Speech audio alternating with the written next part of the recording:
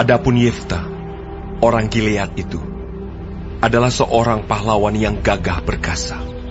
Tetapi ia anak seorang perempuan sundal. Ayah Yefta ialah Gilead. Juga istri Gilead melahirkan anak-anak lelaki baginya. Setelah besar anak-anak istrinya ini, maka mereka mengusir Yefta.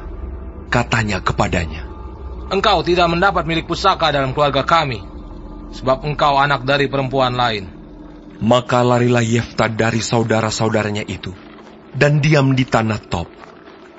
Di sana, berkumpullah kepadanya petualang-petualang yang pergi merampok bersama-sama dengan dia. Beberapa waktu kemudian, Bani Amon berperang melawan orang Israel. Dan ketika Bani Amon itu berperang melawan orang Israel, pergilah para tua-tua Gilead menjemput Yefta dari tanah Tob. Kata mereka kepada Yefta, "Mari, jadilah panglima kami, dan biarlah kita berperang melawan Bani Amon." Tetapi kata Yefta kepada para tua-tua Gilead itu, "Bukankah kamu sendiri membenci aku dan mengusir aku dari keluargaku? Mengapa kamu datang sekarang kepadaku pada waktu kamu terdesak?" Kemudian berkatalah para tua-tua Gilead kepada Yefta, "Memang, kami datang kembali sekarang kepadamu. Ikutilah kami dan berperanglah melawan Bani Amon. Maka engkau akan menjadi kepala atas kami, atas seluruh penduduk Gilead."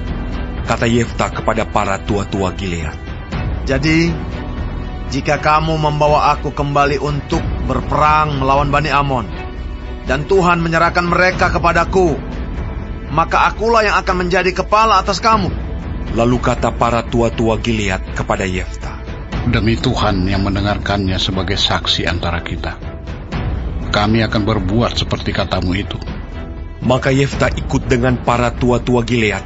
Lalu bangsa itu mengangkat dia menjadi kepala dan panglima mereka. Tetapi Yefta membawa seluruh perkaranya itu ke hadapan Tuhan di Mispa.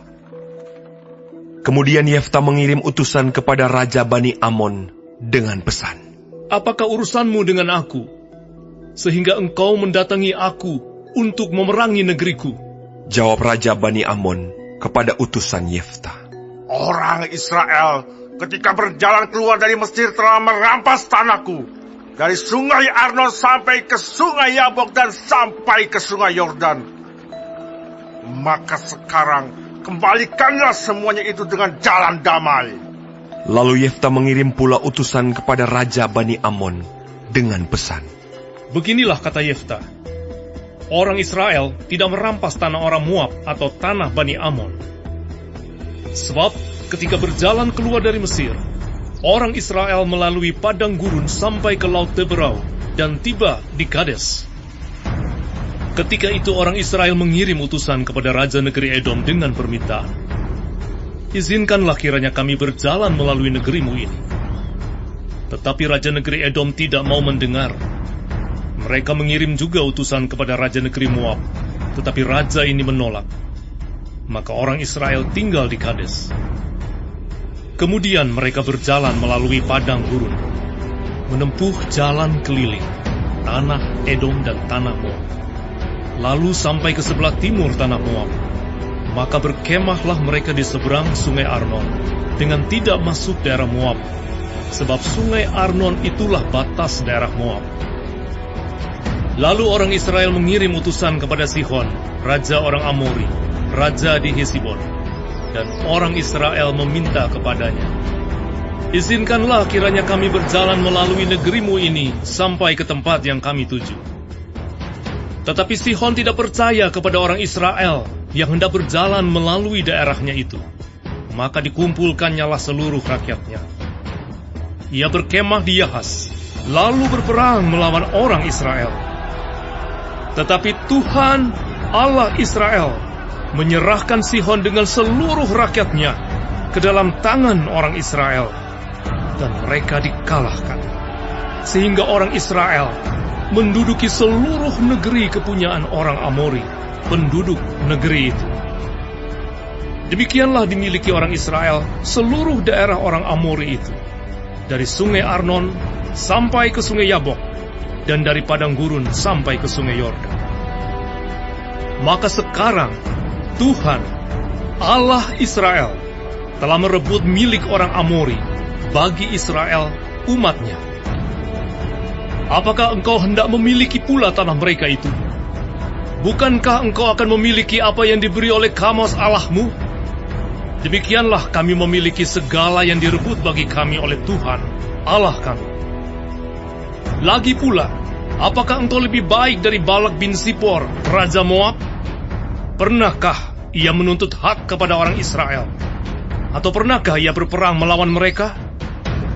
Ketika orang Israel diam di Hesibon dengan segala anak kotanya, di Aroer dengan segala anak kotanya, dan di segala kota sepanjang kedua tepi sungai Arnon selama 300 tahun, mengapa pada waktu itu engkau tidak melepaskan kota-kota itu?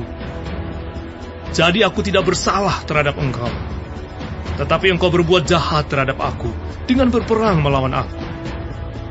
Tuhan, hakim itu, dialah yang menjadi hakim pada hari ini antara orang Israel dan Bani Amon.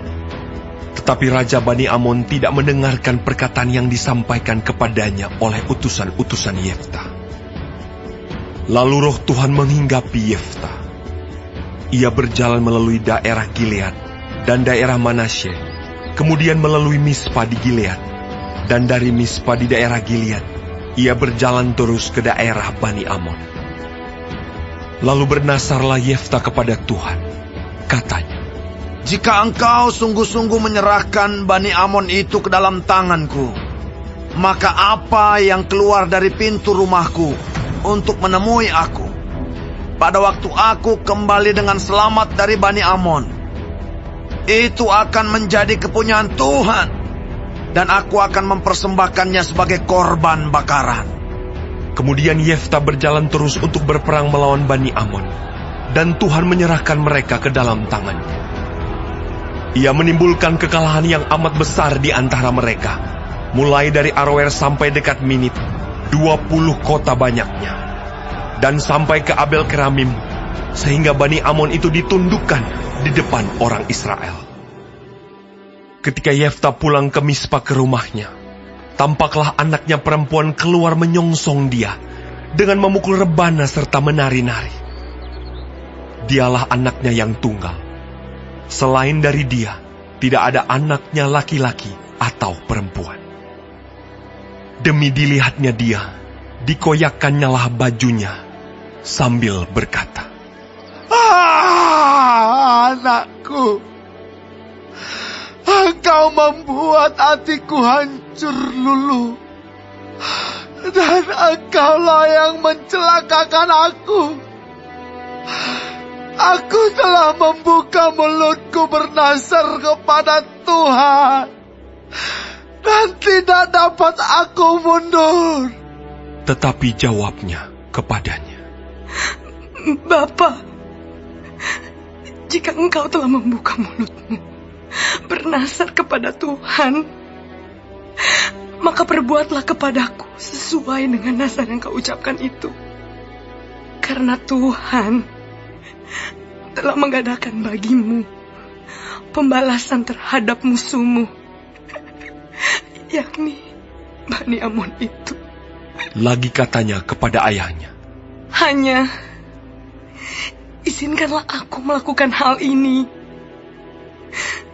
Berilah keluasan kepadaku 2 bulan lamanya, supaya aku pergi mengembara ke pegunungan dan menangisi kegadisanku bersama-sama dengan teman-temanku. Jawab Yefta, Pergilah. dan ia membiarkan dia pergi 2 bulan lamanya. Maka pergilah gadis itu bersama-sama dengan teman-temannya menangisi kegadisannya di pegunungan. Setelah lewat kedua bulan itu, kembalilah ia kepada ayahnya, dan ayahnya melakukan kepadanya apa yang telah dinasarkannya itu. Jadi gadis itu tidak pernah kenal laki-laki. Dan telah menjadi adat di Israel, bahwa dari tahun ke tahun, anak-anak perempuan orang Israel selama 4 hari setahun meratapi anak perempuan Yefta orang Gilead itu.